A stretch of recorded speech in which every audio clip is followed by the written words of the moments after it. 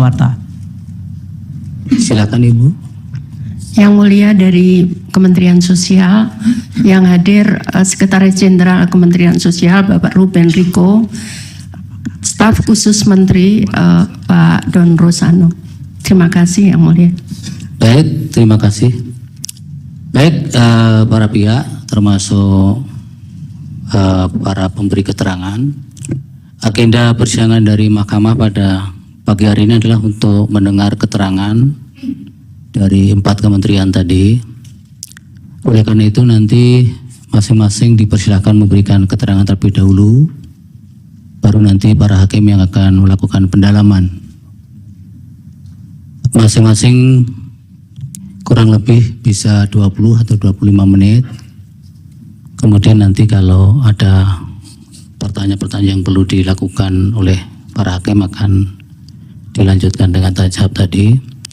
Kemudian kepada para pihak supaya tetap menjaga ketertiban persidangan, sehingga ketika nanti sedang berlangsung penjelasan-penjelasan maupun tanya jawab dari hakim, para pihak tidak melakukan interupsi. Kalau ada sesuatu yang disampaikan nanti setelah pemberian keterangan selesai dan agendanya sudah kembali kepada jadwal persidangan yang semula. Terima kasih. Oleh karena itu untuk mempersingkat waktu, dipersilakan dari Kementerian Koordinator Bidang Pembangunan Manusia dan Kebudayaan untuk menyampaikan keterangannya terlebih dahulu.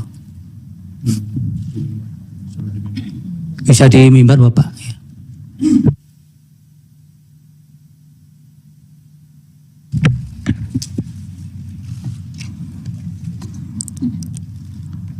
Assalamualaikum warahmatullahi wabarakatuh. Salam sejahtera untuk kita semua. Om Swastiastu, Namo Buddhaya, salam kebajikan. Keterangan Menteri Koordinator Bidang Pembangunan Manusia dan Kebudayaan pada sidang Mahkamah Konstitusi Jakarta 5 April 2024. Yang mulia Ketua dan anggota Majelis Hakim Mahkamah Konstitusi, pada hari ini saya sebagai Menteri Koordinator Bidang Pembangunan Manusia dan Kebudayaan Republik Indonesia akan menyampaikan butir-butir penting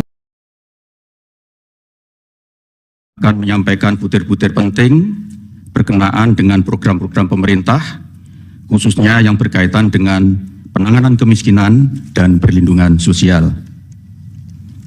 Hal ini sesuai dengan tugas pokok dan fungsi Kementerian Koordinator Bidang Pembangunan Manusia dan Kebudayaan yang selanjutnya disebut Kemenko PMK, dan yang mempunyai tugas penyelenggaraan koordinasi, sinkronisasi, dan pengendalian untuk urusan kementerian dalam penyelenggaraan pemerintahan di bidang pembangunan manusia dan kebudayaan berdasarkan Perpres nomor 35 tahun 2020 tentang Kementerian Koordinator Bidang Pembangunan Manusia dan Kebudayaan. Tugas Kemenko PMK tersebut dilaksanakan untuk memberikan dukungan pelaksanaan inisiatif dan pengendalian kebijakan berdasarkan agenda pembangunan nasional dan penugasan Presiden. Sementara itu, fungsi dari Kemenko PMK diantaranya ialah 1. Melakukan koordinasi dan sinkronisasi perumusan, penetapan, dan pelaksanaan kebijakan kementerian dan lembaga. 2. Melakukan pengendalian pelaksanaan kebijakan kementerian atau lembaga. 3. Pengelolaan dan penanganan isu yang terkait dengan bidang pembangunan manusia dan kebudayaan. 4. Pengawalan terhadap program prioritas nasional dan kebijakan yang diputuskan oleh Presiden dalam sidang kabinet. Yang mulia Ketua dan anggota Majelis Hakim Konstitusi, berdasarkan hasil survei Sosial Ekonomi atau Susenas Maret 2023 yang dilakukan oleh Badan Pusat Statistik atau BPS, angka kemiskinan nasional mencapai 9,36%. Sementara target RPJMN tahun 2020-2024 ditetapkan sebesar 6,5 sampai dengan 7,5%. Agar target dapat terpenuhi, diperlukan pendekatan kebijakan khusus melalui berbagai program di kementerian dan lembaga dan pemerintah daerah. Sementara itu, untuk kemiskinan ekstrim, kita harus terus mengupayakan agar target 0% berdasarkan Impres nomor 4 tahun 2022 dapat terwujud pada tahun 2024 dan mudah-mudahan target tersebut dapat tercapai, mengingat program penghapusan kemiskinan ekstrim sudah mencapai angka 1,12% pada Maret 2023.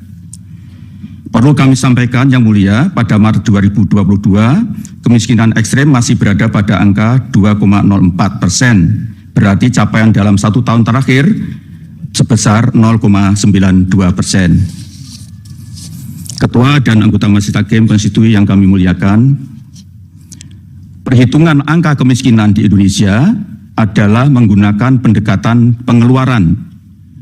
Dengan pendekatan tersebut, menghasilkan garis kemiskinan secara nasional sekitar 554.458 per kapita per bulan. Dengan komposisi garis kemiskinan makanan sebesar 408.522 atau 74,21% dan garis kemiskinan bukan makanan sebesar 141.936 atau 25,79%. Maka dengan demikian dapat kami simpulkan bahwa faktor pembentukan kemiskinan, kami ulangi, faktor pembentuk kemiskinan di Indonesia 3/4-nya adalah komoditas pangan. Selain itu, BPS menyebutkan bahwa rata-rata rumah tangga miskin di Indonesia memiliki 4,71 orang anggota rumah tangga.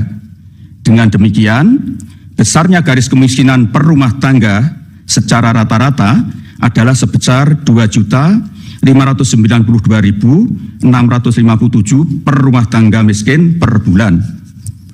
Oleh karena itu, untuk menjaga daya beli kelompok masyarakat miskin, terutama komoditas pangan menjadi sangat penting.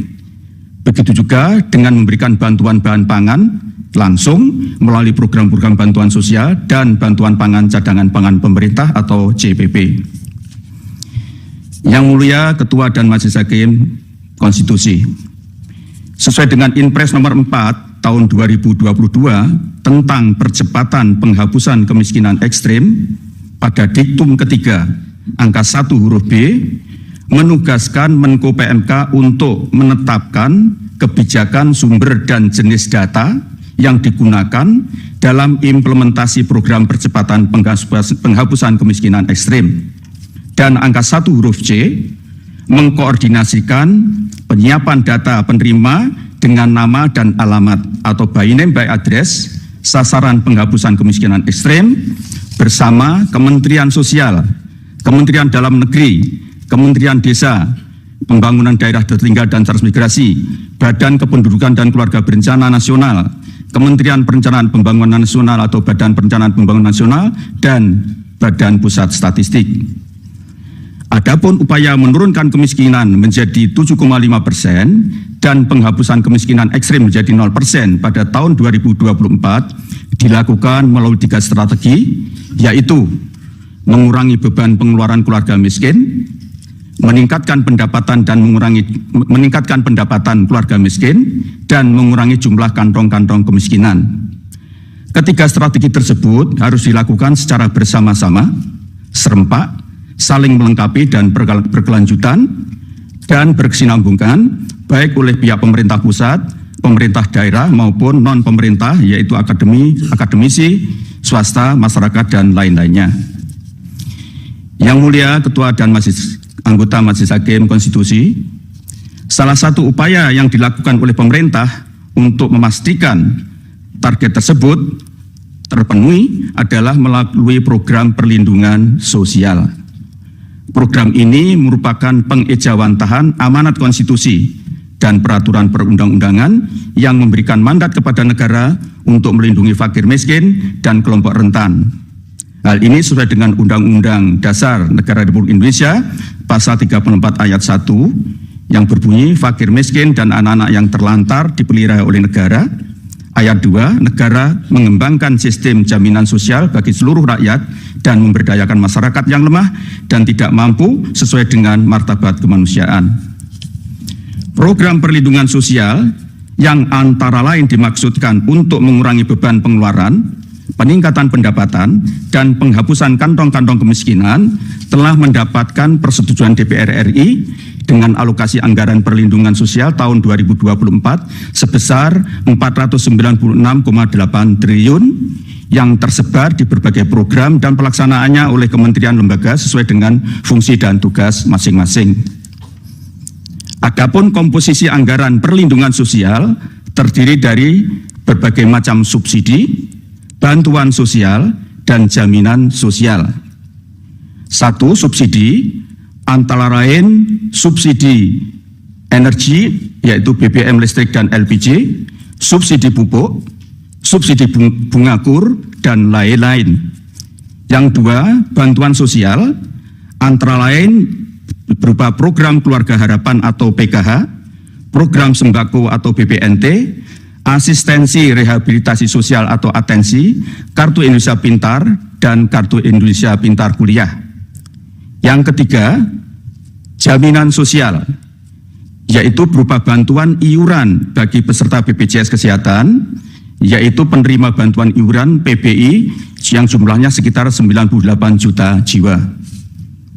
Program perlindungan sosial sebagaimana tersebut di atas dalam kaitannya dengan masalah kemiskinan dan kemiskinan ekstrim adalah dimaksudkan untuk mencegah terjadinya kenaikan angka kemiskinan sekaligus untuk mencapai target penurunan angka kemiskinan yaitu 7,5% serta penghapusan kemiskinan ekstrim 0% pada tahun 2024. Yang Mulia Ketua dan Anggota Majelis Hakim Konstitusi, terkait dengan program bantuan pangan beras cadangan pangan pemerintah atau CPP yang diberikan kepada masyarakat pada bulan Januari hingga Juni 2024 adalah merupakan program perpanjangan dari tahun 2023. Adapun tujuannya adalah untuk memitigasi risiko bencana El Nino dan untuk mempertahankan daya beli masyarakat, dikelola dan merupakan kewenangan Badan Pangan Nasional atau Bapanas. Bantuan pangan beras CPP adalah bukan merupakan bagian dari bantuan sosial reguler, namun merupakan bantuan bahan pangan yang diberikan oleh pemerintah. Bantuan pemerintah dalam bentuk bantuan pangan beras atau CPP pada tahun 2024 dilaksanakan berdasarkan Perpres nomor 125 tahun 2022 tentang penyelenggaraan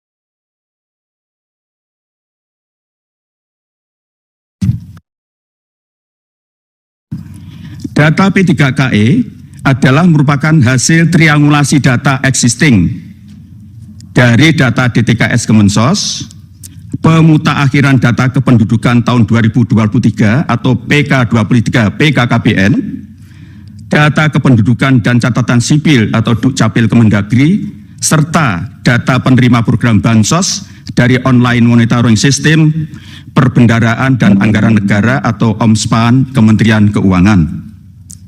P3KE adalah basis data yang berisi informasi yang memiliki peringkat kesejahteraan lebih dari 80% keluarga atau penduduk di Indonesia.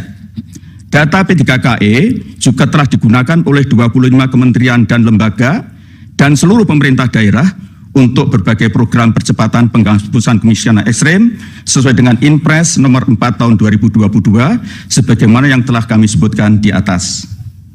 Bantuan sosial dan bantuan pemerintah lainnya, antara lain bantuan pangan beras CPP, bantuan pangan stunting, adalah merupakan program pemerintah yang tidak dikhususkan pada satu kementerian tertentu dan memerlukan koordinasi lintas sektoral. Yang Mulia Ketua dan Anggota Majelis Hakim Konstitusi, Selanjutnya, mengenai keterlibatan kami dalam penyaluran bantuan sosial maupun penyaluran bantuan pangan beras CPP adalah sesuai dengan tugas Kemenko PMK yang diatur dalam Perpres nomor 35 tahun 2020, yaitu melakukan koordinasi, sinkronisasi, dan pengendalian penyelenggaraan pemerintahan di bidang pembangunan manusia dan kebudayaan, di mana bantuan sosial adalah merupakan bagian yang tak terpisahkan dari tugas pokok dan fungsi Kemenko PMK sesuai dengan Permenko PMK nomor 4 tahun 2020 tentang organisasi dan tata kerja Kemenko PMK. Pelaksanaan tugas tersebut dimaksudkan untuk memberikan dukungan pelaksanaan inisiatif dan pengendalian kebijakan berdasarkan agenda pembangunan nasional dan penugasan Presiden. Untuk keperluan tersebut di atas, kami melakukan berbagai kunjungan kerja guna memastikan bahwa pelaksanaan penyaluran bantuan sosial reguler maupun bantuan pangan beras CPP berlangsung sebagaimana yang diharapkan. Adapun pemilihan wilayah kunjungan kerja ditentukan melalui beberapa pertimbangan, diantaranya keadaan tingkat kemiskinan ekstrim, tingkat prevalensi dan angka stunting, faktor geografi dan demografi masyarakat, serta kondisi pelaksanaan bantuan sosial maupun bantuan pemerintah lainnya di lokasi tersebut, termasuk bagaimana inisiatif pemerintah daerah dalam melaksanakan strategi penanganan kemiskinan, serta masalah pembangunan manusia dan kebudayaan pada umumnya. Khusus dalam kaitannya dengan pemantauan bantuan pangan beras CPP dilakukan untuk memastikan ketersediaan bahan pangan tersebut di gudang Bulog dan memastikan bantuan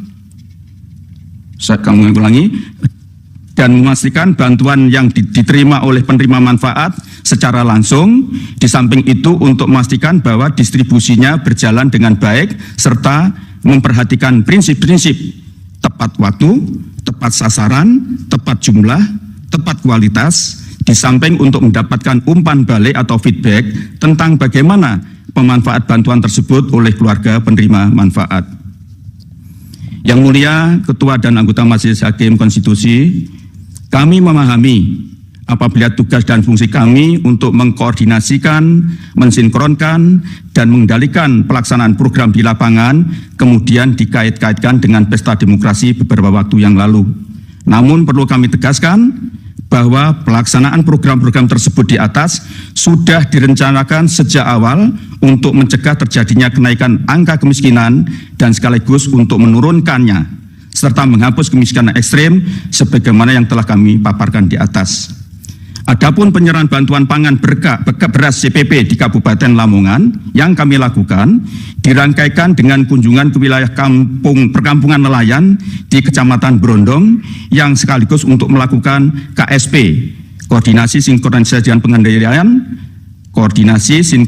dan pengendalian dalam penanganan kantong kemiskinan nelayan di wilayah tersebut, yaitu penanganan masalah sanitasi dan pengerukan muara Sungai Lamong bersama ini berkoordinasi Kementerian PUPR, ketersediaan bahan bakar untuk nelayan dengan PT Pertamina, serta pengerukan dermaga Tambat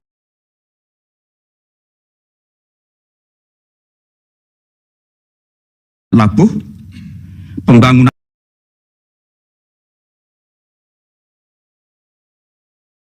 BS dengan Kementerian KKP dan pembangunan mercusuar dengan Kementerian Perhubungan.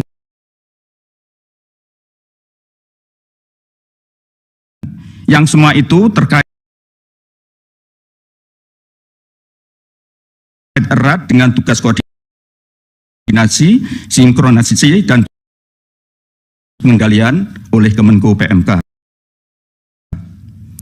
Adapun Kabupaten Berau adalah termasuk salah satu kabupaten yang relatif baik dalam upaya pengentasan kemiskinan ekstrem.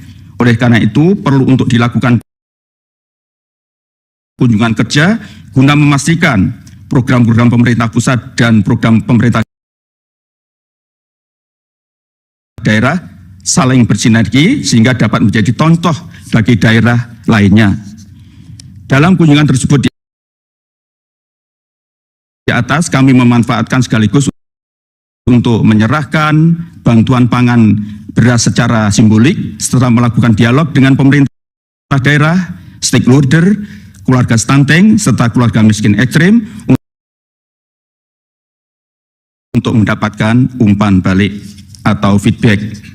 Yang mulia, Ketua dan anggota Majelis Hakim Konstitusi, semua yang kami lakukan adalah dalam rangka koordinasi, sinkronisasi, dan pengendalian atau KSP terhadap apa yang telah diputuskan dalam rapat-rapat yang kami selenggarakan, yang perlu kami koordinasikan, sinkronisasikan, dan kendalikan lebih lanjut di lapangan. Demikian yang dapat kami sampaikan. Semoga Yang Mulia Ketua dan anggota bidang perekonomian.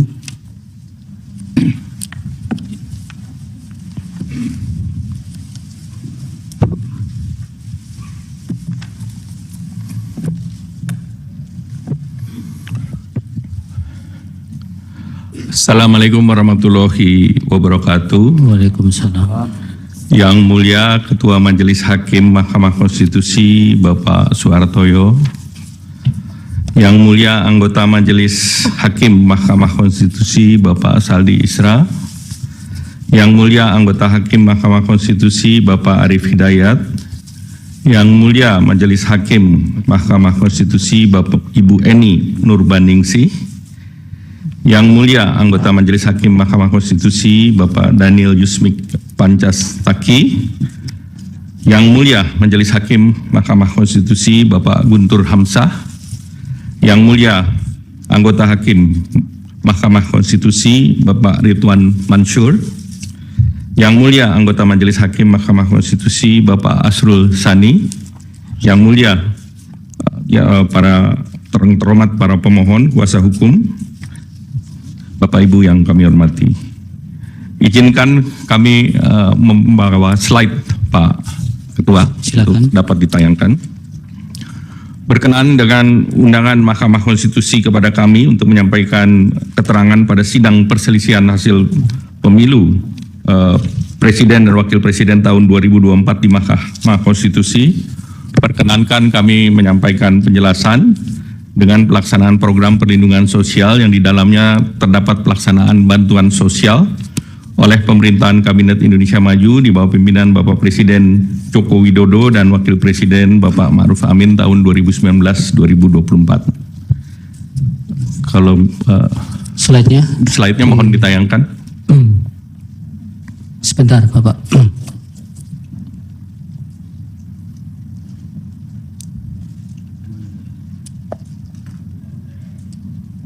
Silakan. Ya. Perlindungan sosial itu adalah program pemerintah untuk melindungi masyarakat terhadap berbagai kerentanan yang merupakan pelaksanaan amanat konstitusi pasal 34 Undang-Undang Dasar Negara Republik Indonesia tahun 1945 dan peraturan perundang-undangan yang terkait. Perlinsos pada masa kritis ditujukan untuk menjaga daya beli masyarakat, terutama masyarakat miskin dan rentan. Stop dulu Pak Menteri. Mohon tayangannya ada slide-nya ya. Kendala ya. Ya.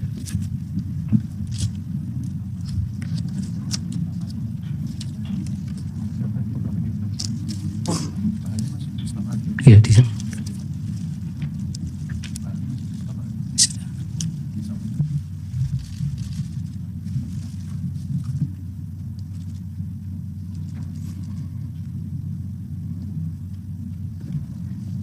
Iya, ini bahannya masih di staf Bapak ini, masih Sudah diserahkan Pak. diserahkan. Pak Itu Ketua masih di Majelis.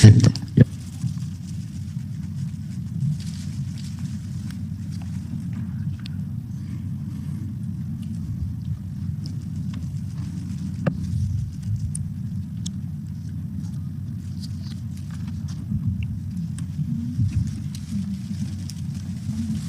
Sambil kita lanjut Pak Silakan. Ketua Majelis yang kami hormati.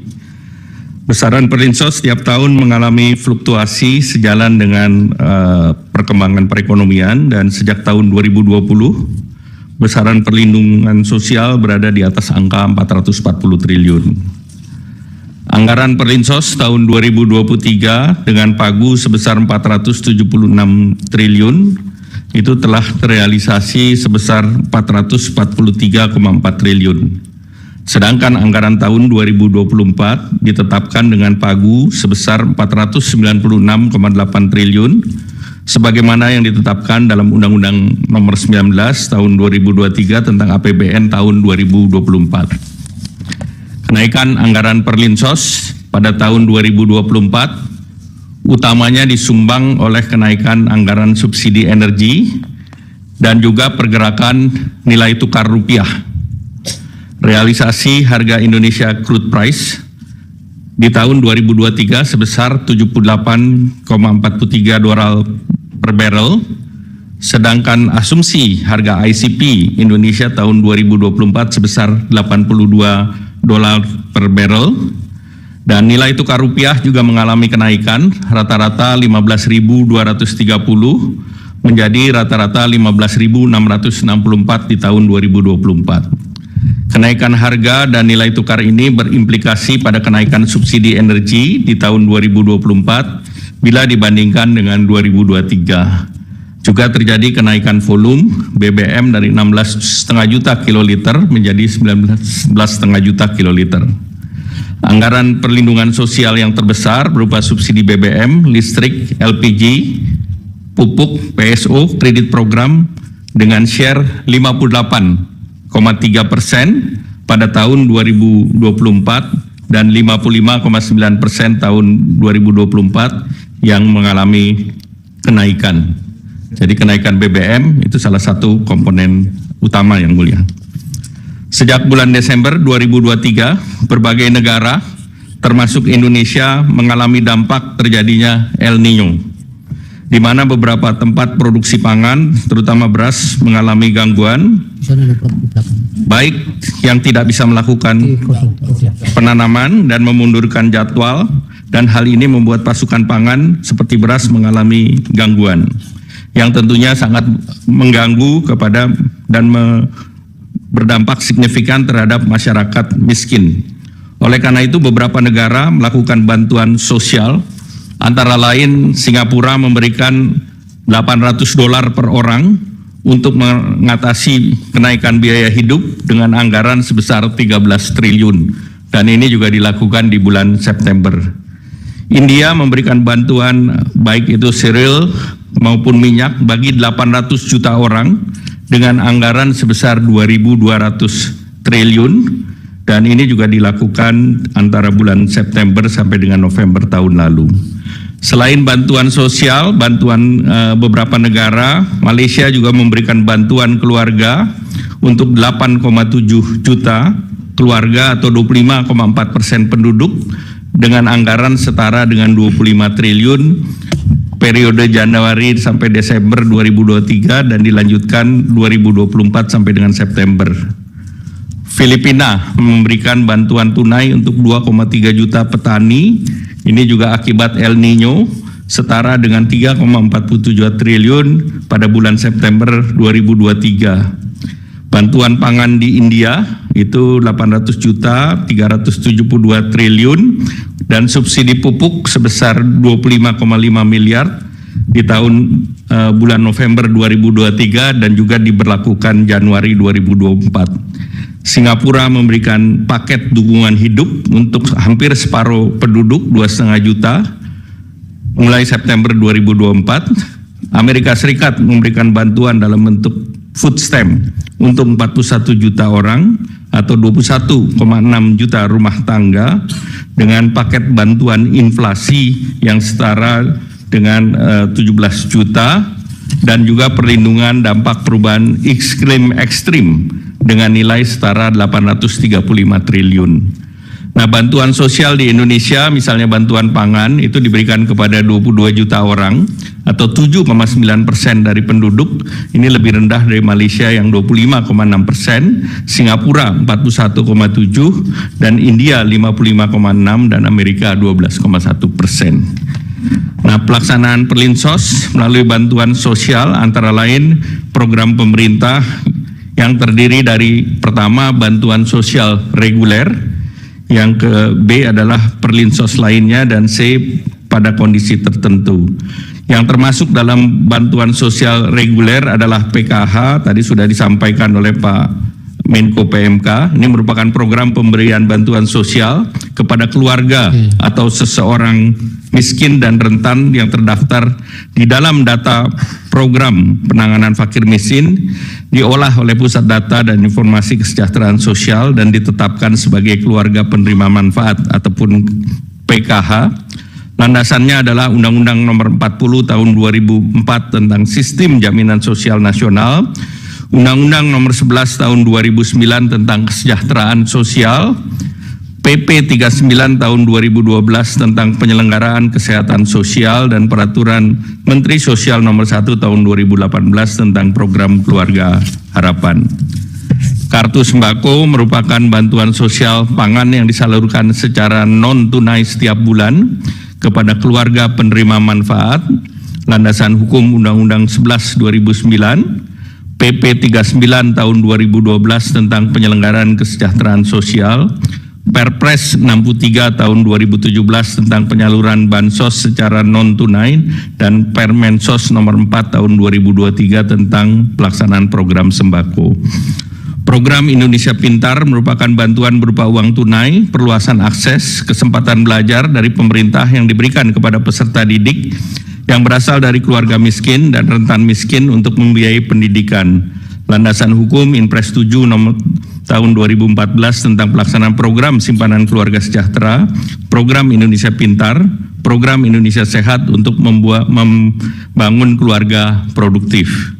Kartu Indonesia Pintar Kuliah ini adalah bantuan pendidikan dan pemerintah bagi lulusan SMA atau sederajat, memiliki potensi akademik baik dan memiliki keterbatasan ekonomi. Landasan hukum Pasal 76 Undang-Undang 12 Tahun 2012 tentang Pendidikan Tinggi. PBI Jaminan Kesehatan Nasional ini adalah bantuan iuran kesehatan diberikan kepada fakir miskin dan orang tidak mampu yang dibayarkan pemerintah kepada BPJS Kesehatan. Landasan hukum Undang-Undang 40 Tahun 2004 tentang Sistem Jaminan Nasional dan Perpres 61 Tahun 2020 tentang perubahan kedua atas Perpres 82 tentang jaminan kesehatan. Rincian program perlindungan sosial lainnya sebagai berikut. BLT Dana Desa, ini adalah bantuan kepada masyarakat desa yang bertujuan untuk menahan kenaikan tingkat kemiskinan dan menjaga tingkat konsumsi dan daya beli kelompok termiskin. Pemberian BLT dilakukan sekaligus untuk 4 bulan untuk efisiensi penyaluran.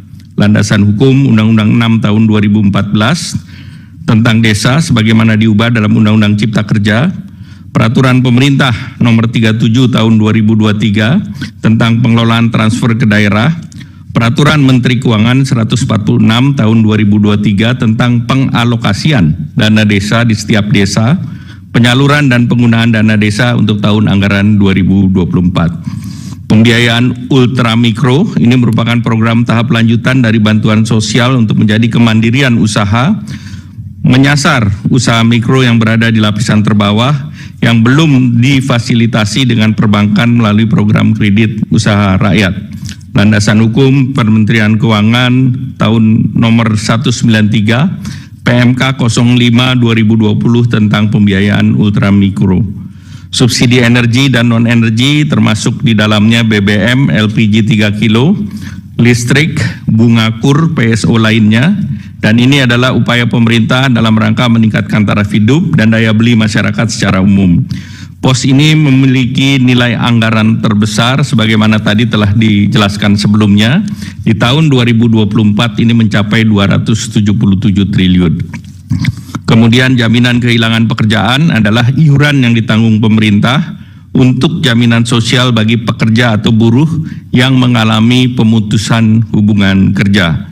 Landasan hukum PP 37 tahun 2021 tentang penyelenggaraan program jaminan kehilangan pekerjaan. Bapak Ketua Majelis dan anggota yang kami hormati, program perlindungan sosial pada kondisi tertentu adalah sebagai berikut. Di masa pandemi COVID, beberapa perlinsos antara lain bansos sembako PPKM, bantuan subsidi upah sesuai dengan Permenaker nomor 14 tahun 2020 tentang pemberian bantuan pemerintah berupa subsidi gaji upah pekerja buruh dalam masa COVID-19, bantuan usaha pelaku mikro sesuai Permenkop UKM nomor 6 tahun 2020. Kemudian juga terjadi saat kenaikan harga komoditas global. Pada saat harga minyak naik di tahun 2022, pemerintah mengambil keputusan untuk mengalihkan sebagian subsidi BBM menjadi BLT BBM dengan landasan hukum Peraturan Presiden nomor 98 tahun 2022 dan perubahan APBN tahun 2022, dan kebijakan ini sebagai kompensasi harga Pertalite yang naik dari 7.650 menjadi 10.000 pada tahun 2022 dan dibayarkan secara sekaligus untuk 4 bulan. Pada saat terjadi resiko global 2023 dan 2024, pemerintah mengeluarkan kebijakan BLT El Nino dan bantuan pangan untuk mendapati dampak dari pergantian musim dari kemarau ke musim hujan, dan dikhawatirkan badai El Nino dapat mengganggu produksi beras serta mengurangi daya beli masyarakat. Dan tahun 2024 terdapat BLT mitigasi kenaikan harga pangan yang ditargetkan terrealisasi di semester 1 2024. Ini berdasarkan Undang-Undang Nomor 9 Tahun 2023 tentang APBN di pasal 20. Nah, untuk mengoptimalkan manfaat pada penerima bantuan sosial dan efisiensi biaya penyaluran, bantuan sosial biasanya dibagikan beberapa periode sekaligus atau dirapel dalam satu kali penyaluran. Sebagai contoh, bantuan sosial reguler seperti PKH disalurkan per 3 bulan, 1 tahun 4 kali penyaluran. Kartu sembako penyaluran per 2 bulan, 1 tahun 6 kali penyaluran. BLT BBM sekaligus untuk 4 bulan, seperti tadi kami sampaikan. Yang Mulia Ketua Majelis Hakim dan anggota Majelis Hakim, BMKG dan beberapa pusat iklim dunia memprediksi El Nino terus bertahan hingga periode Desember 2023 bahkan Januari-Februari 2024. Nah, ini berdampak kepada penurunan produksi beras. Kita lihat produksi beras sampai dengan mulai bulan Juli hingga Februari, produksi beras kita turun sebesar 5,88 juta ton. Pada saat yang bersamaan terjadi kenaikan harga beras dunia, di mana harga beras Thailand itu mencapai $624 per ton atau naik 28%. Beras Vietnam $614 per ton itu naiknya 41,95%. Kenaikan itu juga diikuti dengan larangan ekspor beras 6 negara. Di tahun 2023, India, Bangladesh, Rusia, UAE, Myanmar, dan Uganda melarang ekspor beras, dan juga 3 negara dilanjutkan di tahun 2024, India, Bangladesh, dan Rusia.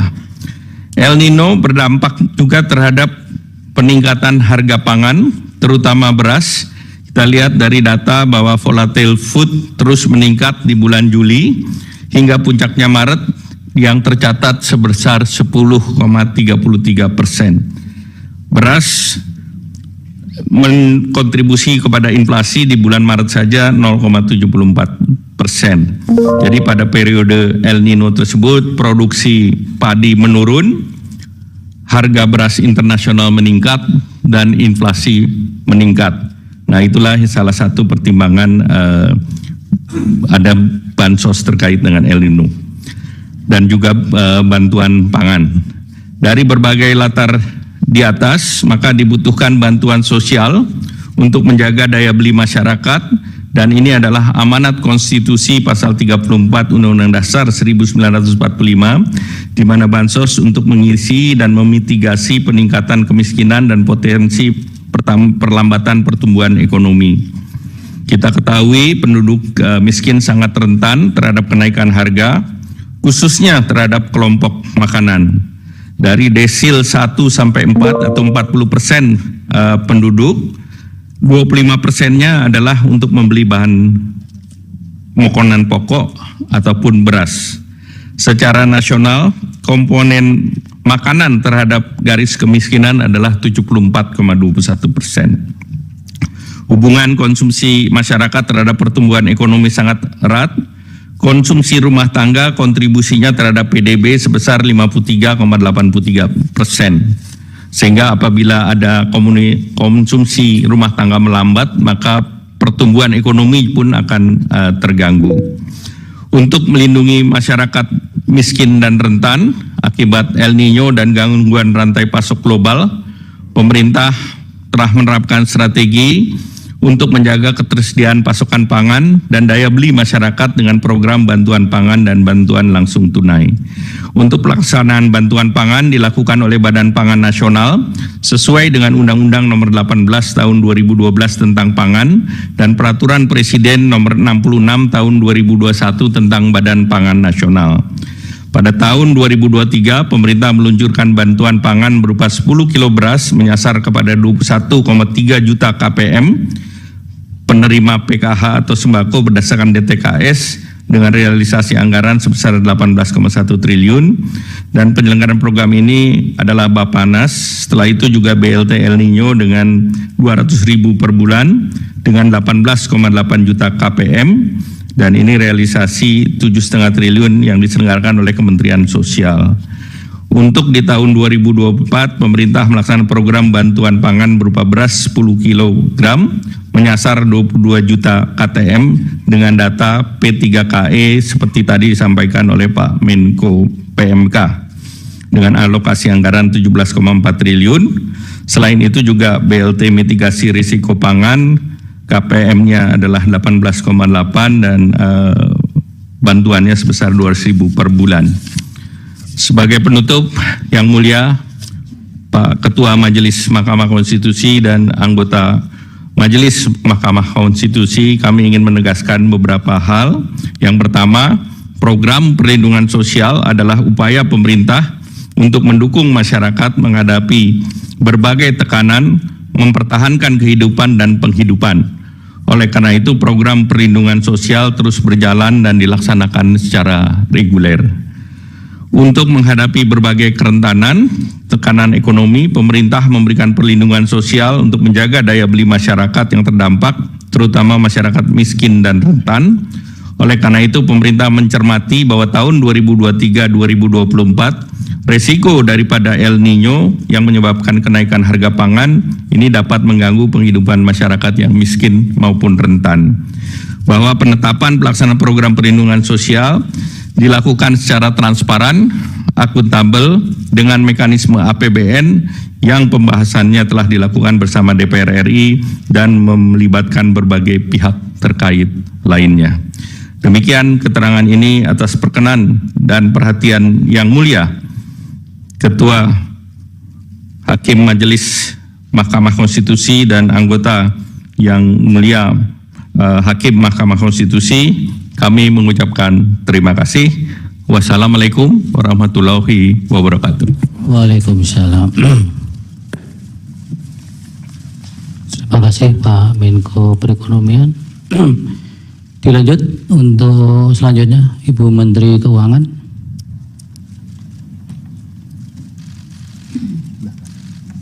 Bisa sebelah kanan Ibu.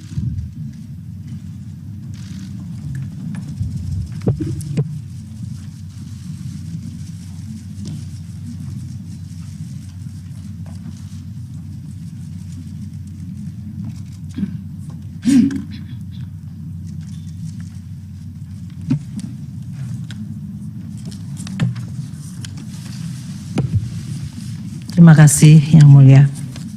Bismillahirrahmanirrahim. Assalamualaikum warahmatullahi wabarakatuh. Salam sejahtera, salam, Om Swastiastu, Namo Buddhaya, salam kebajikan. Yang Mulia Ketua Bapak Suhartoyo, Yang Mulia Saldi Isra, Yang Mulia Bapak Arif Hidayat, Yang Mulia Ibu Eni Nurbaningsih, Yang Mulia Bapak Daniel Yusmikpo, Yang Mulia Bapak Arsul Sandi yang kami hormati, Bapak Menko Bidang Pembangunan Manusia dan Kebudayaan, Bapak Menko Perekonomian, Bapak Ibu Menteri Sosial, Ketua Dewan Kehormatan Penyelenggara Pemilu, pimpinan, anggota, kuasa hukum KPU dan Bawaslu, serta para kuasa hukum dari paslon peserta Pilpres. Sehubungan dengan permintaan Mahkamah Konstitusi kepada Menteri Keuangan untuk dapat memberikan keterangan dalam persidangan perselisihan hasil pemilihan umum atau PHPU Presiden dan Wakil Presiden tahun 2024, perkenankanlah kami menyampaikan keterangan terkait dengan alokasi dan penyaluran anggaran perlindungan sosial sesuai dengan tugas dan fungsi Menteri Keuangan. Kami sungguh bersyukur dan mengaturkan terima kasih untuk kesempatan memberikan keterangan di forum Mahkamah Konstitusi yang mulia ini. Anggaran pendapatan dan belanja negara atau APBN adalah instrumen penting dan strategis serta penentu untuk mencapai cita-cita bernegara, dan oleh karenanya harus dikelola dan dijalankan dengan penuh tanggung jawab dengan tata kelola yang baik, transparan, dan akuntabel. Forum di Mahkamah Konstitusi yang mulia ini kami percayai menjadi salah satu cara merawat nalar publik dengan menjelaskan dan mendiskusikan bagaimana APBN menjadi sarana gotong royong anak bangsa, di mana yang mampu berkontribusi lebih besar dan yang tidak mampu perlu dibantu. Melalui belanja publik termasuk subsidi, bansos, dan jaminan sosial, negara hadir menjalankan mandat merawat kehidupan bersama yang diharapkan menuju kesejahteraan yang berkeadilan. Melampaui aneka perbedaan yang menjadi hitah bangsa, APBN kita harapkan menjadi sarana bagi segenap elemen bangsa untuk berpartisipasi dan berkontribusi. Kiranya melalui proses politik yang selama ini dijaga secara terbuka, transparan, dan akuntabel, APBN harus terus kita jaga sebagai fondasi dan sekaligus modal politik bangsa Indonesia mencapai tujuan bernegara. Telah banyak contoh negara-negara yang mengalami krisis ekonomi, sosial, dan bahkan politik akibat pengelolaan APBN yang buruk. Alhamdulillah, Indonesia mampu menjaga instrumen APBN tetap secara kredibel dan sehat. Ini prestasi yang harus terus dijaga. Berdiskursus di forum yang mulia ini patut disyukuri. Forum yang mendorong diskusi sehat dan refleksi tentang awal mula Indonesia dibentuk, mengundang khususnya para generasi muda agar terpanggil dan turut menghayati kehidupan publik yang baik melalui perbaikan tiada henti dan tidak kenal lelah. Seperti pepatah kuno mengatakan, vis unita fortior. Dengan kekuatan yang bersatu, kita akan semakin kuat. Yang Mulia Ketua dan Majelis Hakim Mahkamah Konstitusi, Pancasila dan Undang-Undang Dasar 1945 telah mengamanatkan negara untuk melindungi segenap bangsa Indonesia dan seluruh tumpah darah Indonesia, dan untuk memajukan kesejahteraan umum, mencerdaskan kehidupan bangsa, serta ikut melaksanakan ketertiban dunia yang berdasarkan kemerdekaan, perdamaian abadi, dan keadilan sosial. Kehadiran negara untuk mewujudkan kehidupan yang layak dan bermartabat, serta untuk memenuhi hak atas kebutuhan dasar warga negara demi tercapainya kesejahteraan sosial, salah satunya melalui instrumen anggaran pendapatan dan belanja negara atau APBN. APBN adalah instrumen untuk mencapai dan mewujudkan cita-cita hidup bernegara, yaitu masyarakat adil dan makmur.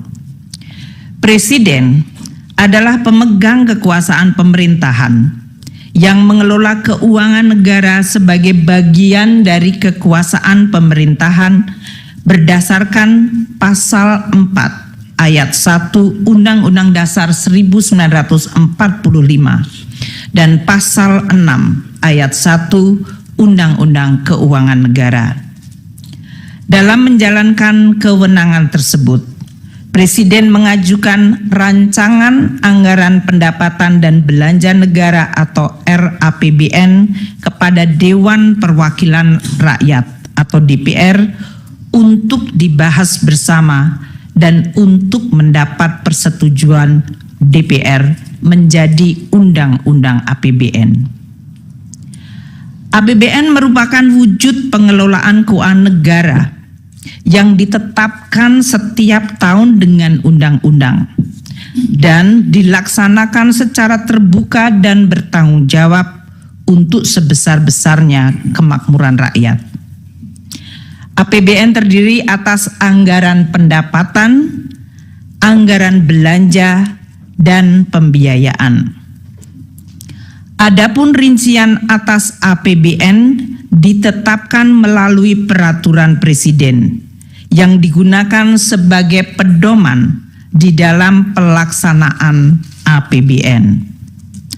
APBN menjalankan fungsi alokasi, yaitu menciptakan perekonomian yang efisien dengan melakukan koreksi atas kegagalan mekanisme pasar atau market failure dan menyediakan barang publik seperti infrastruktur keamanan termasuk peradilan.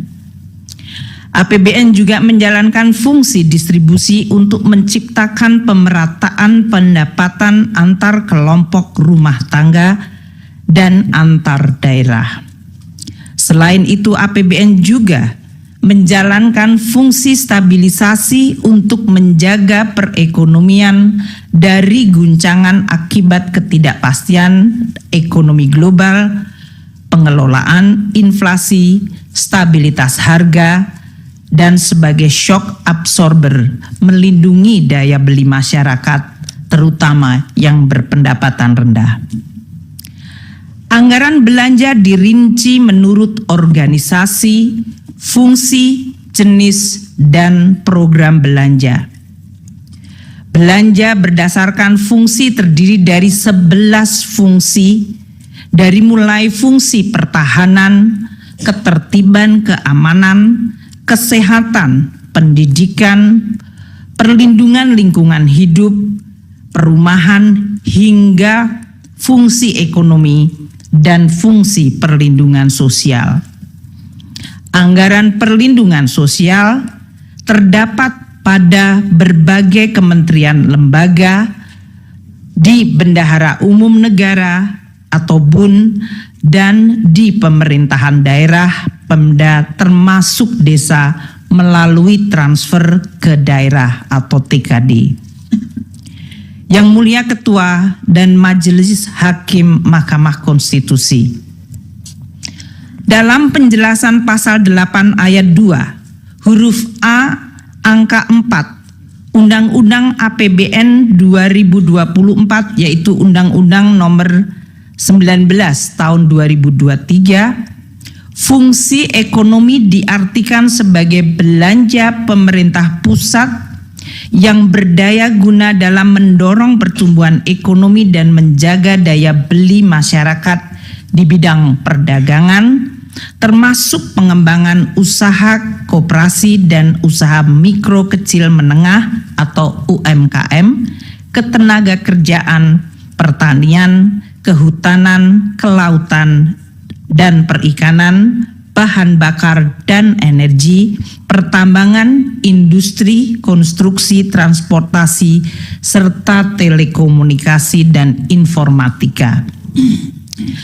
Lebih lanjut, penjelasan dalam pasal 8 ayat 2 huruf A angka 11 Undang-Undang APBN 2024, fungsi perlindungan sosial merupakan belanja pemerintah pusat yang berdaya guna dalam memberikan pelayanan pelayanan sosial, jaminan sosial, pemberdayaan sosial, penyuluhan sosial, dan bantuan sosial serta perlinsos lainnya untuk melindungi masyarakat dari kemungkinan terjadinya risiko sosial.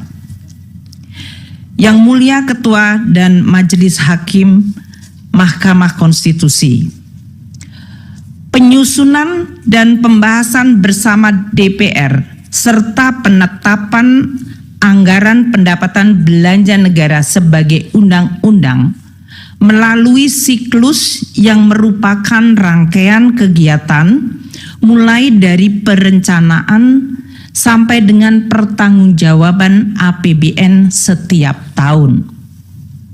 Kami akan memberikan ilustrasi penyusunan APBN tahun 2024 ini. Siklus penyusunan dimulai sejak tahun sebelumnya, yaitu tahun 2023, dengan tahapan sebagai berikut. Tahap perencanaan dan penganggaran RAPBN 2024 dijadwalkan pada periode Januari hingga Juli 2023, mencakup penyiapan konsep kerangka ekonomi makro, pokok-pokok kebijakan fiskal atau KEM PPKF, dan rencana kerja pemerintah RKP, dan perencanaan kegiatan serta pagu anggaran oleh kementerian dan lembaga. DPR yang terdiri dari seluruh fraksi partai politik membahas KEM PPKF dan RKP 2024 pada bulan Mei 2023. Presiden menyampaikan nota keuangan dan RUU APBN 2024 kepada DPR pada sidang paripurna tanggal 16 Agustus 2023. Tahap pembahasan RAPBN untuk 2024 terjadi pada periode Agustus hingga Oktober 2023, di mana RUU APBN 2024 telah dapat diselesaikan dibahas antara pemerintah dan DPR dan mendapat persetujuan pada rapat paripurna DPR pada tanggal 21 September 2023. Tahap penetapan Undang-Undang APBN yang dijadwalkan paling lambat akhir Oktober terjadi di mana Undang-Undang APBN 2024 yaitu Undang-Undang 19 tahun 2023 ditetapkan pada tanggal 16 Oktober 2023. Selanjutnya, Peraturan Presiden Rincian APBN yang dijadwalkan November-Desember telah selesai ditetapkan pada tanggal 28 November. Tahap pelaksanaan APBN pada tahun berjalan yang diawali dengan disahkan dokumen pelaksanaan anggaran dan dilanjutkan dengan pencatatan serta pelaporan per semester. Tahap pemeriksaan dan pertanggungjawaban Undang-Undang APBN 2024 dijadwalkan pada tahun 2025 atau T+1, di mana BPK akan melakukan pemeriksaan terhadap LKPP yang disusun pemerintah untuk selanjutnya dibahas dan disetujui DPR menjadi Undang-Undang Pertanggungjawaban Pelaksanaan APBN. Kami menjelaskan ini untuk kemudian disandingkan proses lini masa penyusunan APBN tahun anggaran 2024 yang telah selesai pada tanggal 21 September 2023 dan diundangkan tanggal 16 Oktober 2023. Apabila lini masa penyusunan APBN 2024 disandingkan dengan proses tahapan pemilihan Presiden dan Wakil Presiden tahun 2024 yang dilakukan oleh KPU, waktu penetapan Undang-Undang APBN 2024 telah selesai bahkan sebelum waktu penetapan pasangan calon presiden dan wakil presiden pada tanggal 13 November 2023 atau bahkan penetapan Undang-Undang APBN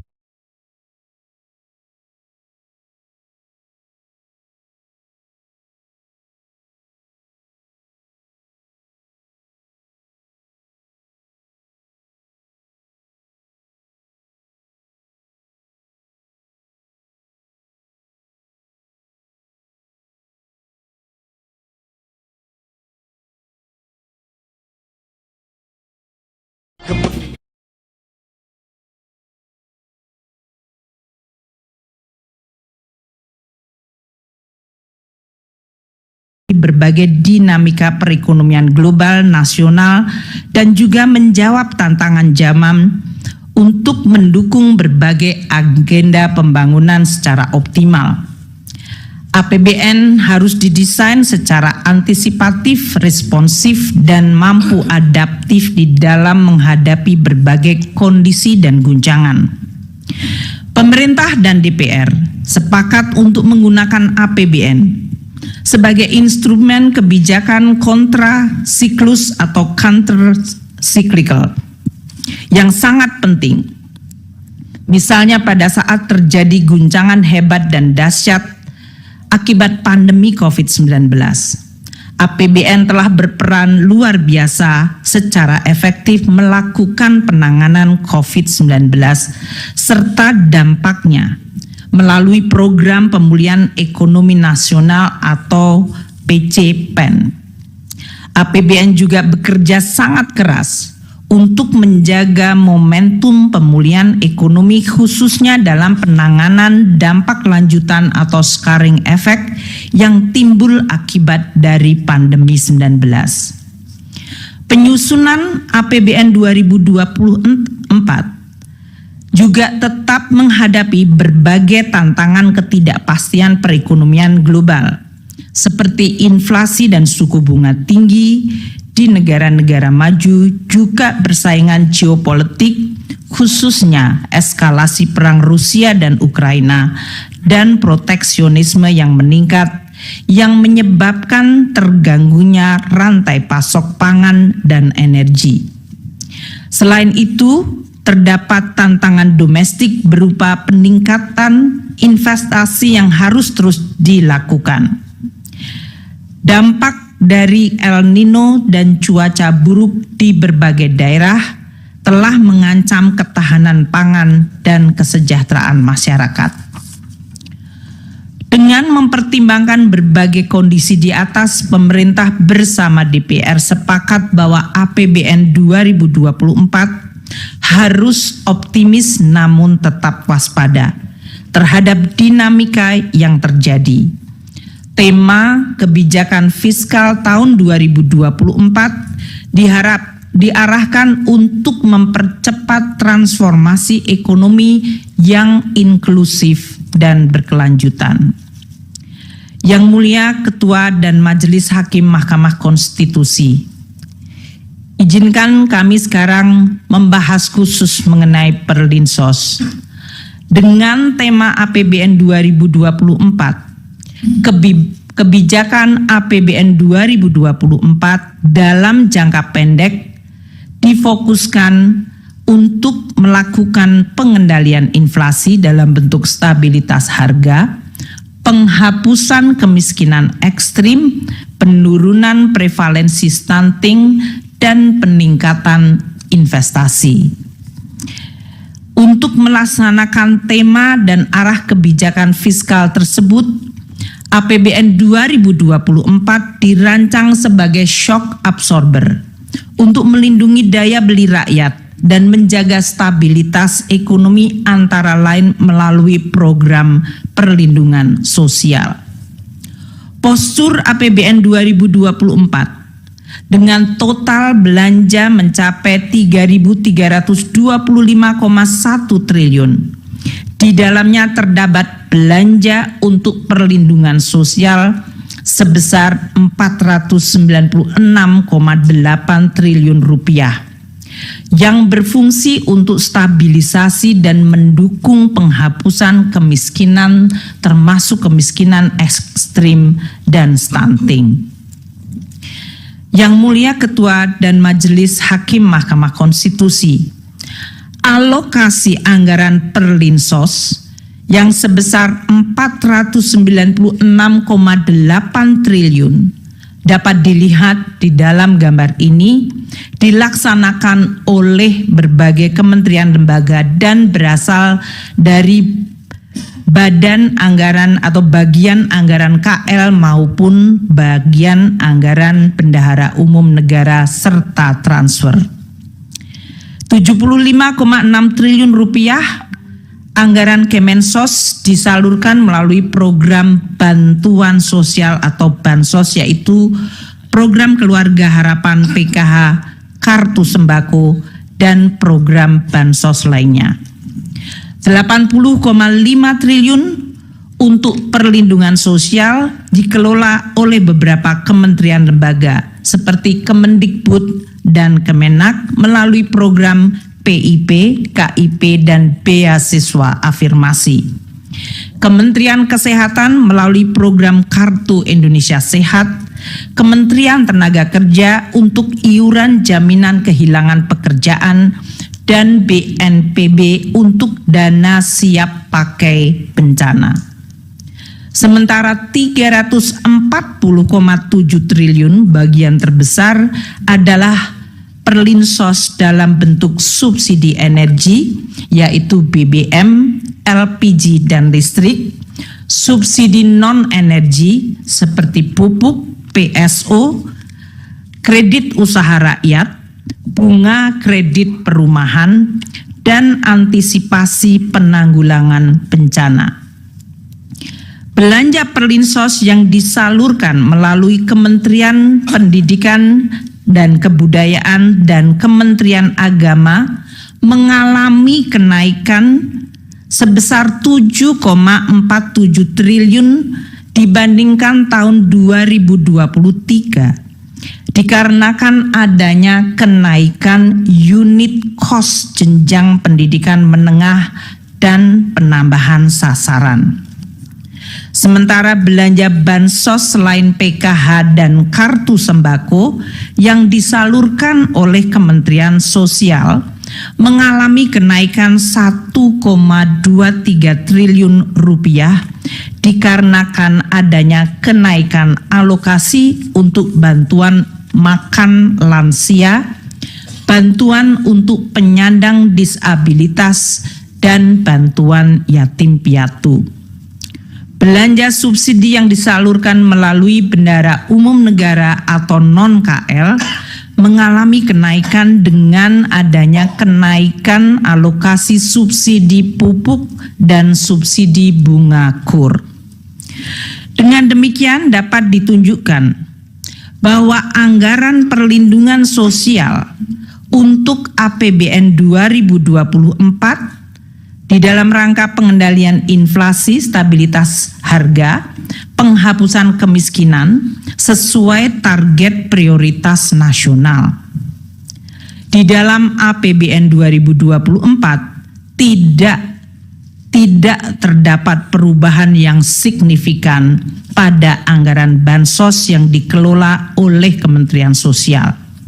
Perubahan perlinsos yang dikelola oleh kementerian lembaga lain seperti Kemendikbud dan Kemenaker adalah akibat kenaikan unit cost dan penambahan penerima Kartu Indonesia Pintar Kuliah serta pembayaran program jaminan kehilangan pekerjaan dan bantuan iuran peserta pekerja bukan penerima upah.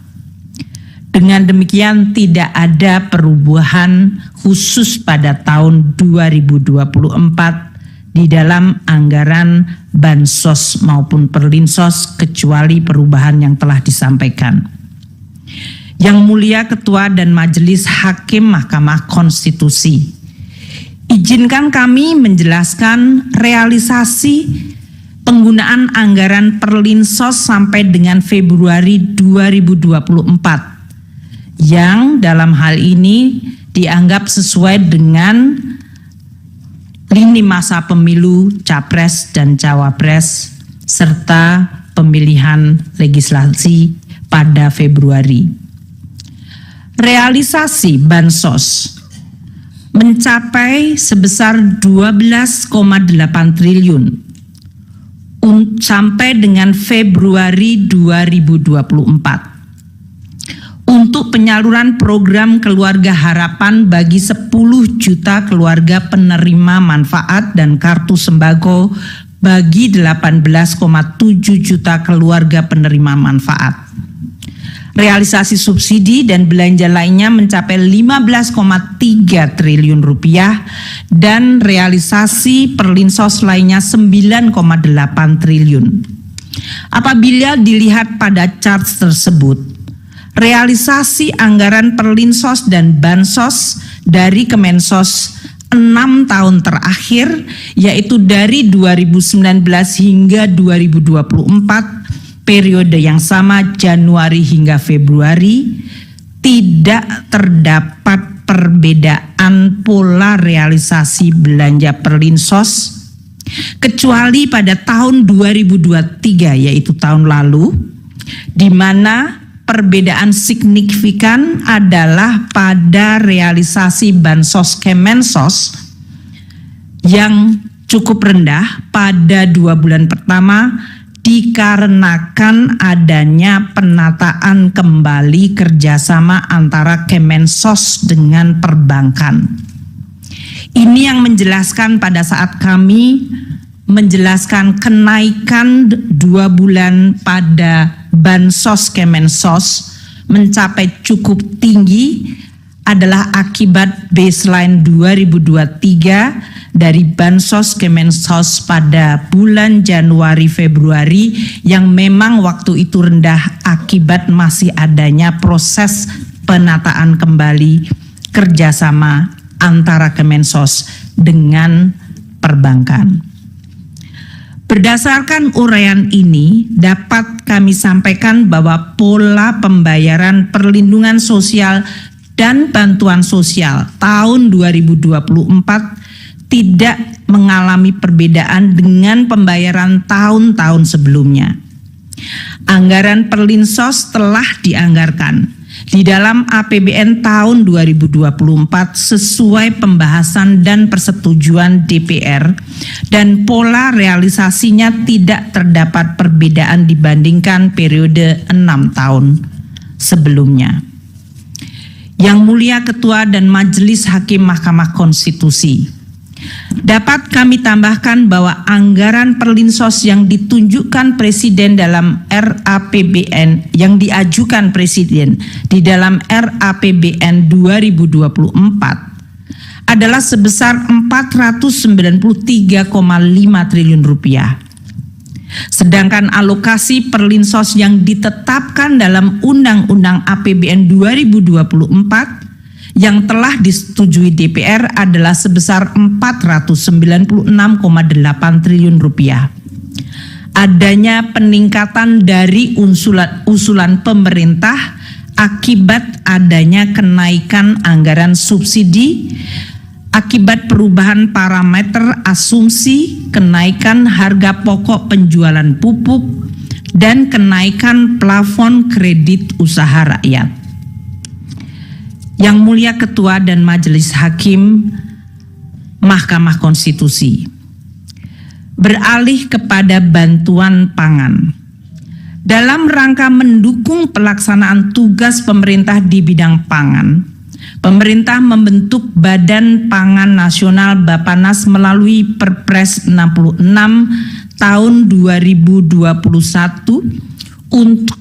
untuk memenuhi tata kelola pangan secara terarah dan efektif, menciptakan kedaulatan pangan dan ketahanan pangan serta kemandirian pangan secara nasional.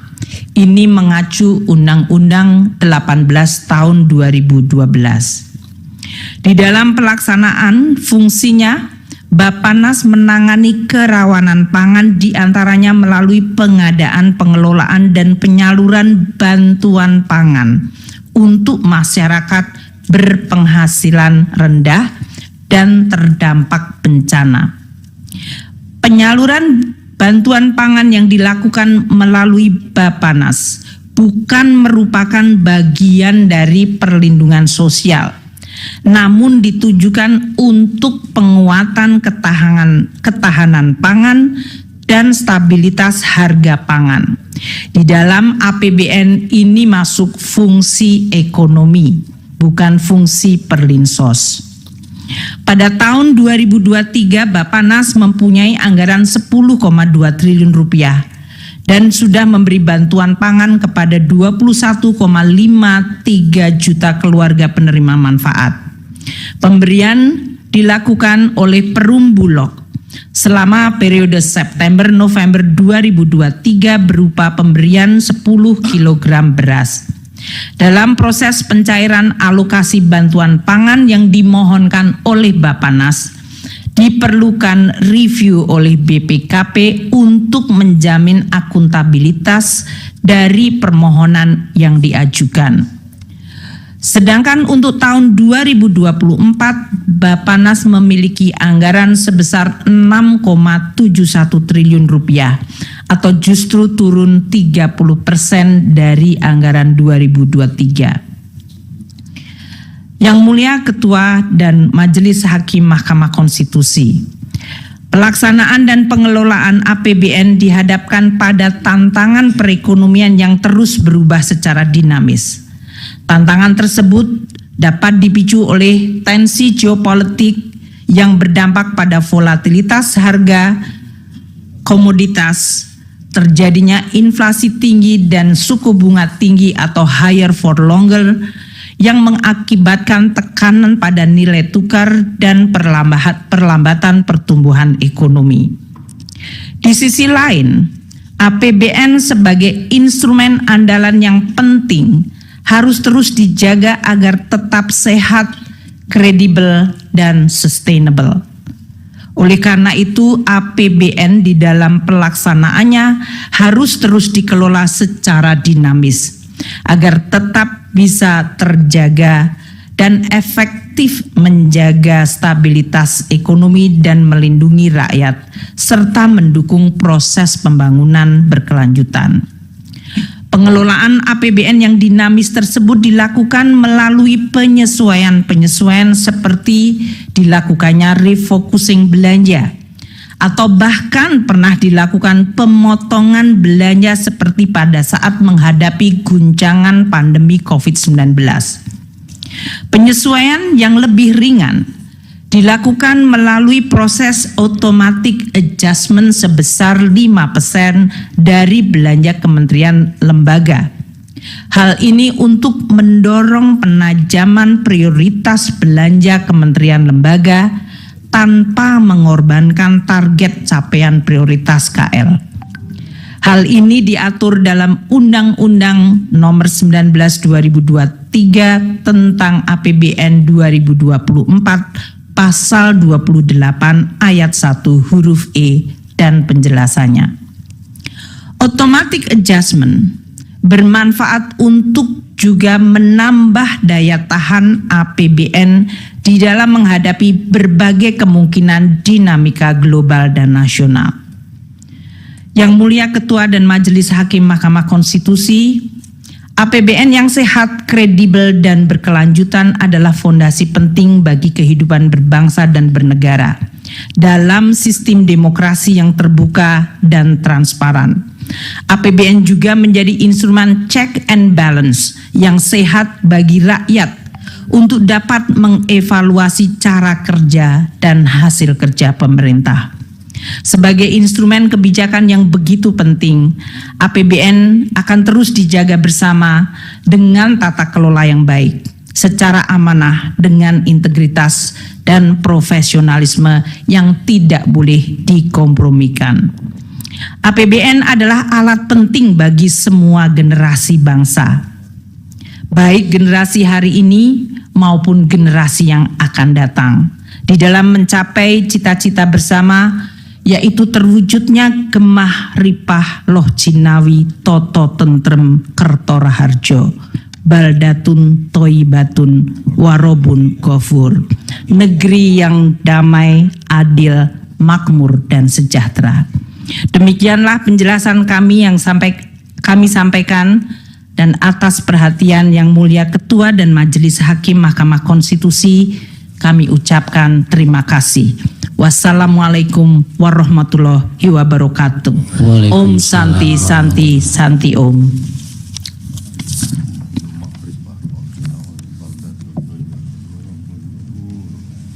Baik, terima kasih Ibu Menteri Keuangan. Dilanjut dari Ibu Menteri Sosial.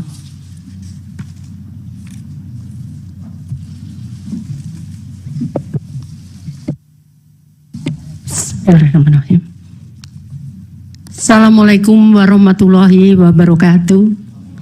Selamat pagi, salam sejahtera bagi kita semua. Shalom, Om Swastiastu, Namo Buddhaya, salam kebajikan, Rahayu. Yang Mulia Ketua Bapak Soehartoyo, Yang Mulia Bapak Saldi Isra, Yang Mulia Bapak Arif Hidayat, Yang Mulia Ibu Eni Nurbaningsih, Yang Mulia Bapak Daniel Yusmik Peko, dan Yang Mulia Bapak Guntur Hamzah, Yang Mulia Bapak Ridwan Mansur, dan Bapak Ibu sekalian, Bapak Menko PMK dan Menko Perekonomian, Ibu Menteri Keuangan, tadi sudah dijelaskan banyak tentang kebijakan anggaran. Kami langsung menjelaskan tentang program-program yang kami lakukan di Kementerian Sosial.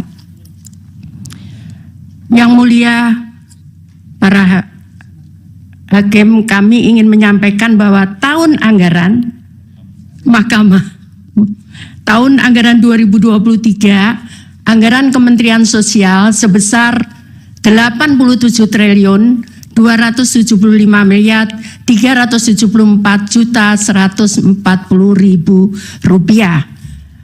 Anggaran tersebut dilaksanakan melalui program perlindungan sosial sebesar 86 triliun 100 miliar 271 juta 705.000 atau 98,65%. Ini adalah bagian dari program yang tadi dijelaskan oleh bapak-bapak sebelumnya dan bapak ibu sebelumnya sebesar 496 triliun dari perlindungan sosial.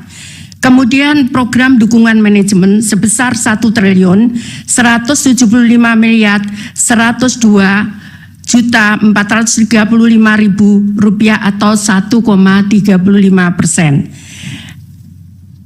Dengan penjelasan bahwa anggaran belanja pegawai 438 miliar 438,17 miliar atau 0,50%. Belanja barang 3.353 triliun 3,84%. Belanja modal 167,22 miliar atau 0,19%. Belanja bantuan sosial 83 triliun 316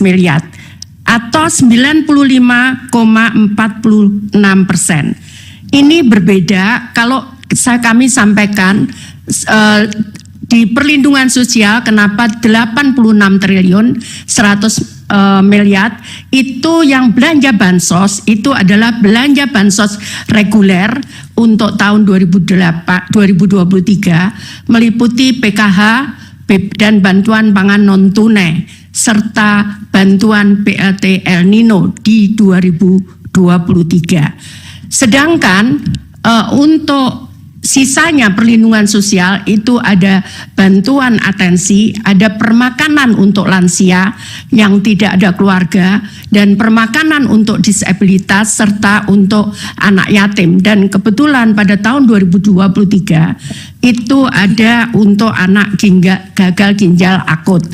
Kami akan menjelaskan setelahnya.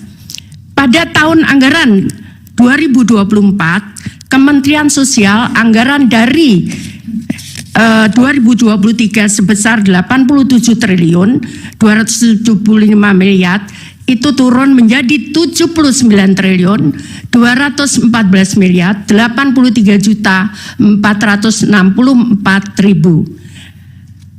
Penjelasannya adalah anggaran per program perlindungan sosial 78 triliun 54 miliar 196 juta 767 ribu rupiah atau 98,54% itu belanja bantuan sosial.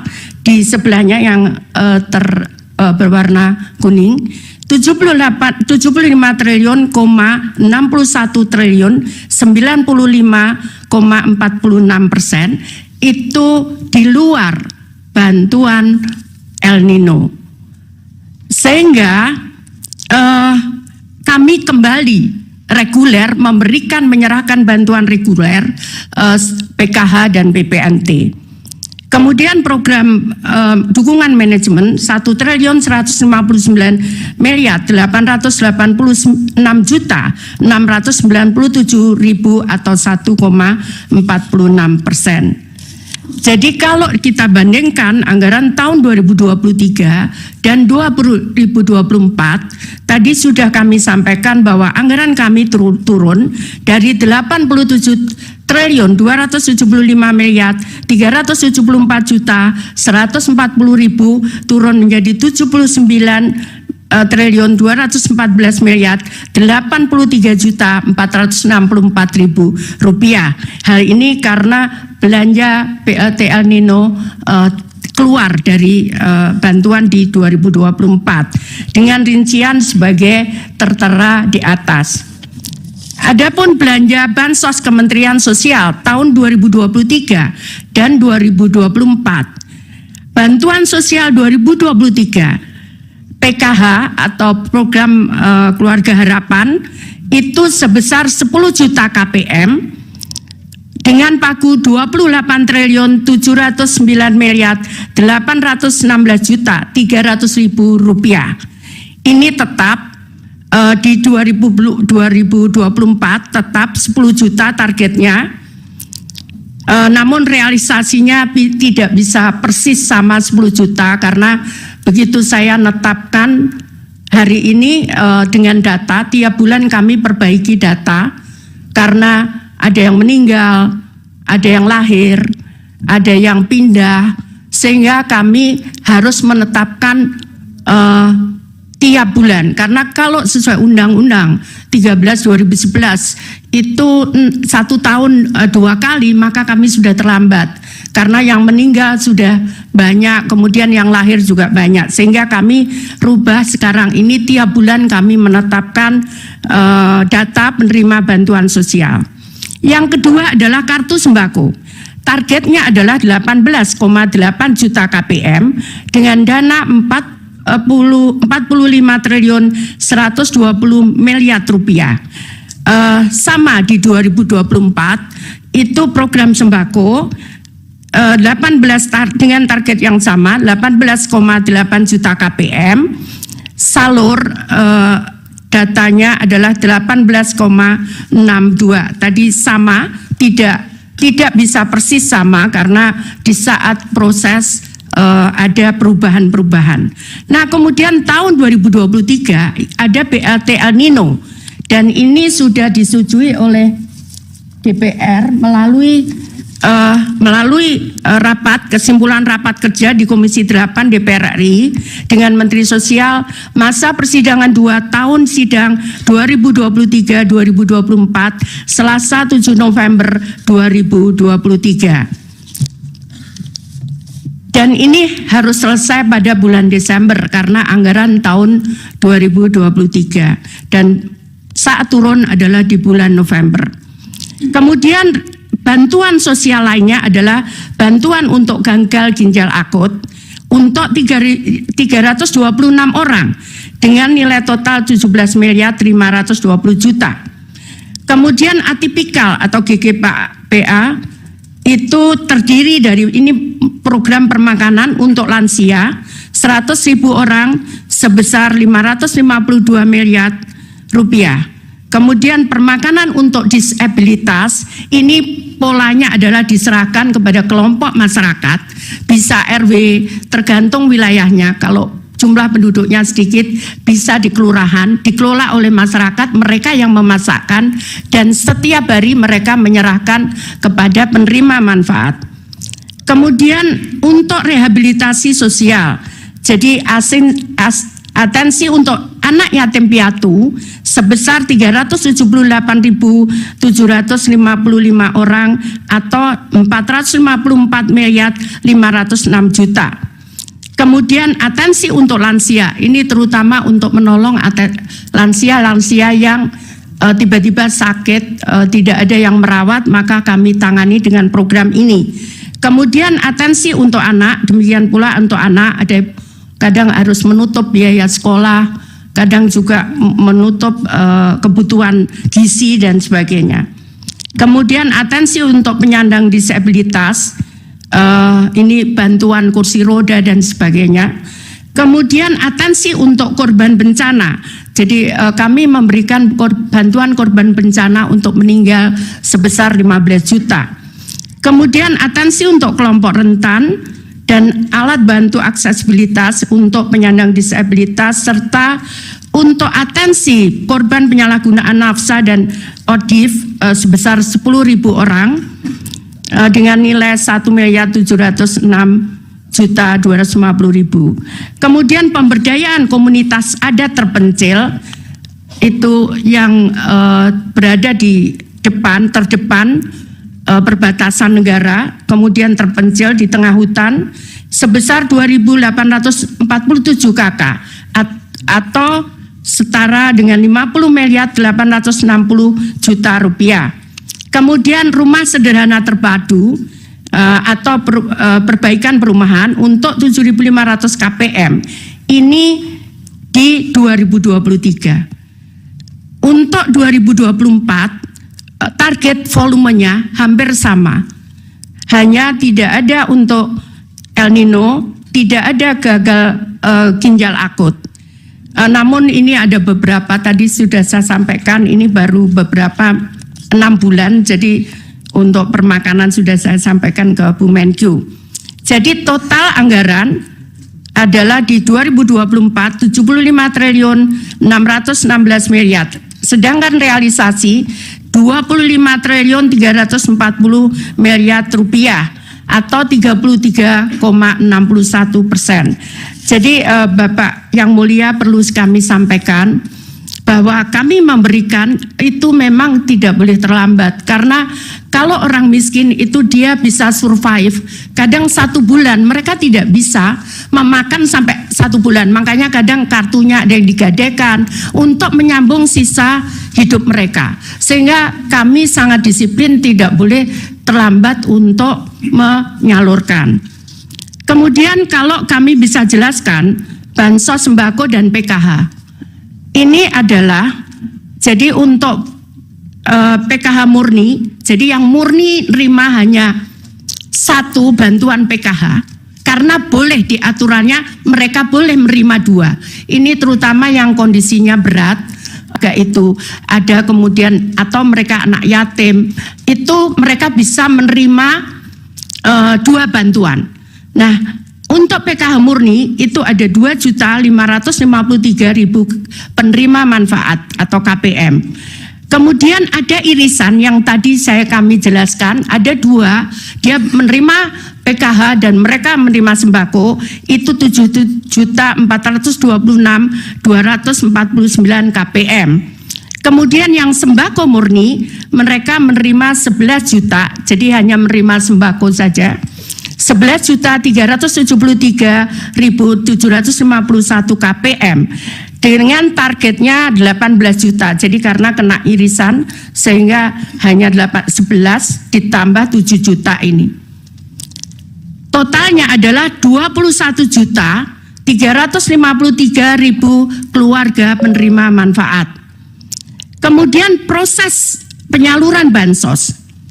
Karena kami dasarkan pada Perpres nomor 63 tahun 2017 tentang penyaluran bantuan sosial secara non-tunai pasal 3, bahwa kami menyampaikan ke Kementerian Keuangan untuk proses permintaan pembayaran melalui rekening Kemenkyu kemudian menyalurkan kepada rekening penyalur. Ini ada Bank Himbara dan ada PT Pos.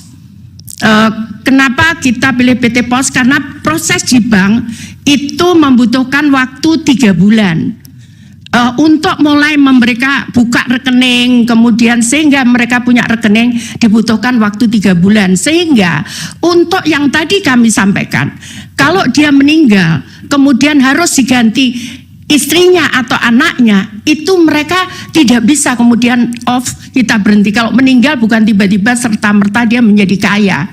Karena itu kemudian itu yang baru-baru pengganti itu kita salurkan lewat PT Pos. Ini kesepakatan dengan Wakil Menteri BUMN karena bank tidak bisa menerbitkan di bawah 2 juta, di bawah 3 bulan.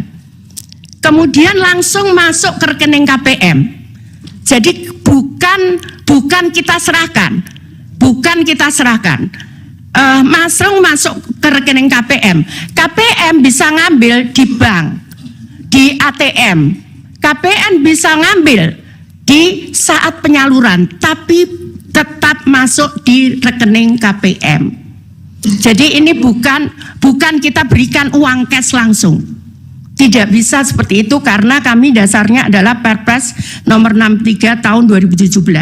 Jadi langsung ke rekening, kemudian dia bisa mengambil, bisa lewat ATM, bisa lewat ini kami sangat bermanfaat karena di beberapa daerah terpencil kadang mereka tidak ada ATM di sana, tidak ada bank di sana. Sehingga PT Pos yang menyalurkan mereka datang ke tempat tersebut, tapi masuk ke rekening itu, ke rekening KPM.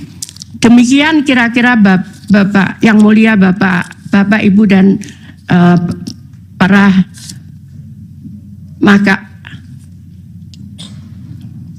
Mahkamah Konstitusi, saya mohon maaf menjelaskannya bukan dengan membaca karena saya biasa melakukan dengan chart seperti ini. Demikian, terima kasih, mohon maaf kalau ada yang kurang berkenan. Saya akhiri, wassalamualaikum warahmatullahi wabarakatuh. Salam sejahtera bagi kita semua. Salam, Om Santi, Santi, Santi, Om Namo Buddhaya, salam kebajikan, Rahayu. Baik, terima kasih